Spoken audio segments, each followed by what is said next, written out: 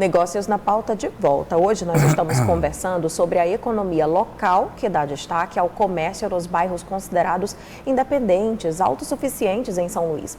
Um dado interessante é o que foi apresentado no início deste ano pela Juscema, a Junta Comercial do Maranhão.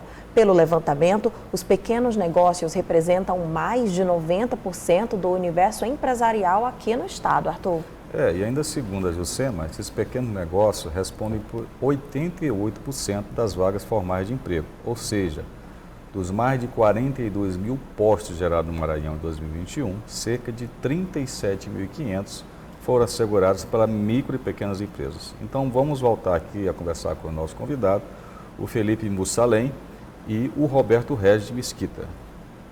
É isso, vamos voltar aqui puxando do bloco anterior algo muito interessante que a gente falou a respeito do desenvolvimento populacional que leva às necessidades, mas a gente também tem observado o surgimento de grandes oportunidades, né? Se antes os negócios surgiam em função de se precisar comer ou vestir algo, agora grandes redes, por exemplo, já investem em shoppings, cinemas, estamos falando aqui de investimentos milionários, ou seja, muita gente de olho nessa fatia do mercado desses corredores comerciais. Isso tem sido de alguma maneira acompanhado pela associação, pelas associações, a gente pode dizer assim, em conversa com o poder público? O que vocês poderiam dizer sobre isso? A gente tem sim, Dalva, inclusive hoje à frente da agência municipal, que é um órgão relativamente novo na Prefeitura de São Luís, eu como representante, como empresário, como representante empresarial, sempre senti muita falta de uma interlocução muito próxima, especificamente com o município de São Luís. E o prefeito Eduardo Braide, com toda a sensibilidade que lhe é peculiar, logo quando eleito ele criou a agência municipal e me convidou para presidir a agência. Então, hoje, à frente da agência, o nosso maior desafio é a gente mapear essas oportunidades e mapear esses bairros para entender a vocação empresarial de cada bairro.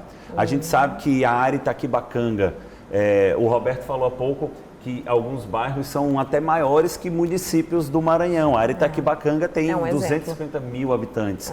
É preciso a gente entender a vocação empresarial daquele bairro para que a gente possa oferecer uma política pública que seja interessante para eles.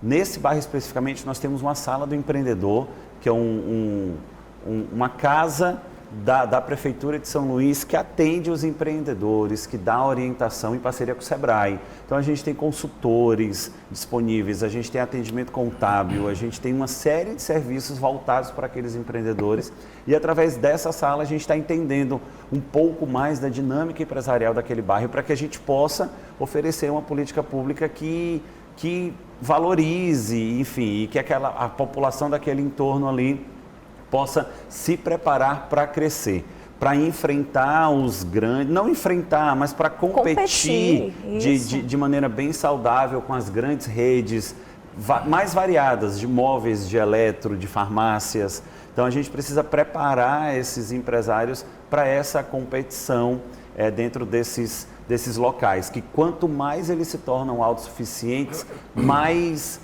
as grandes redes, até de fora do estado, elas miram e investem naqueles bairros. E a gente tem isso em vários locais da cidade, com construção de shoppings, com construção de grandes espaços, de grandes redes. E isso é bom para o desenvolvimento do bairro, mas também é muito perigoso se o empresário não estiver preparado para essa competição. É verdade. A pergunta que eu faço ao Roberto Regis: além disso, o que essas associações de fato precisam do poder público? O que elas buscam ou gostariam que o poder público oferecesse? Porque ele está falando aqui do apoio ao empreendedorismo, mas de fato já existem alguns órgãos que fazem isso, como o Sebrae e tudo mais. O que mais? Na verdade, no nosso caso lá especificamente, a gente busca todos os setores. No caso, o empreendedorismo, através do Sebrae, da Prefeitura. Inclusive, nosso amigo Mussalem, conversando ali, já disse que vai fazer uma parceria isso com o nosso presidente Souza, que ele já até falou, inclusive quero agradecer aqui no Pode Vir. E também essa questão da união e da defesa para questão asfalto, infraestrutura, transporte, tudo isso a gente busca junto ao poder público para melhorar o nosso bairro em si, né? Porque melhorando o bairro, melhorando os comércios, a comunidade em termo geral. Agora mesmo, lá no nosso setor, nós temos a avenida, que é a avenida principal, muito movimentada, 6 horas de engarrafamento horrível, acho que está em todos os lugares. E a prefeitura chegou agora lá e fez a sinalização, placas e tudo mais. Então, de qualquer forma, já deu uma grande ajuda para a gente, né? Complementando, o que é que o poder público pode fazer nesses bairros? Eu vou dar alguns exemplos, talvez, assim, muito interessantes. A Avenida do São Francisco, certa vez foi proibido estacionamento na avenida. O poder Visando público, ali a fluidez do trânsito. isso, né? o poder público foi lá, colocou sua mão, disse que não podia mais estacionar e todos os comércios da região foram penalizados, sofreram, fecharam por conta de uma medida do poder público. Então, uma associação de bairro, uma associação como a Cimavio, ela vai lá para reivindicar, para buscar uma alternativa paralela a um fechamento de uma avenida, uma sinalização. Uma outra questão agora, os comerciantes da Rua Grande. Existe aí um movimento do Ministério Público para proibir a circulação de ônibus no centro de São Luís. Isso vai prejudicar diretamente os comércios da área. Então, a CDL, que é uma associação tal qual como a Cimavio, vai lá no poder público e dialoga e busca alternativas para que isso não aconteça. Porque aí prejudica todos os comércios. Então, é essa interlocução necessária entre entidades classistas e poder público. Deixa eu perguntar para vocês uma curiosidade sobre o efeito provocado, possivelmente, pela pandemia nos negócios dos bairros. A gente tem visto uma preferência, em geral, dos consumidores brasileiros, aqui falando mesmo de uma forma bem macro, por espaços como shopping centers para fazer compras, serviços e ali já resolver a vida. Então, o que alguém, além da questão da mobilidade, do recurso de tempo, assim, o que uma pessoa que tem essas necessidades e precisa atender a essas necessidades, fora o lazer, o entretenimento, ganha ficando naquele bairro e consumindo naquele bairro? Assim, por que não sair do bairro? Como você falou, eu acho que a questão de hoje, da pandemia, desse tipo de coisa, a junção de muitas pessoas juntas, sei lá, talvez seja no caso, e no bairro, a questão da proximidade, e eu acho que o comércio do bairro, ele dá a questão, vamos dizer assim, de um preço melhor, um preço mais acessível, um atendimento mais personalizado, vamos dizer assim. Até afetuoso. Eu acredito nisso, porque você conhece, é o fulano, é o ciclano, é o vizinho, é o amigo.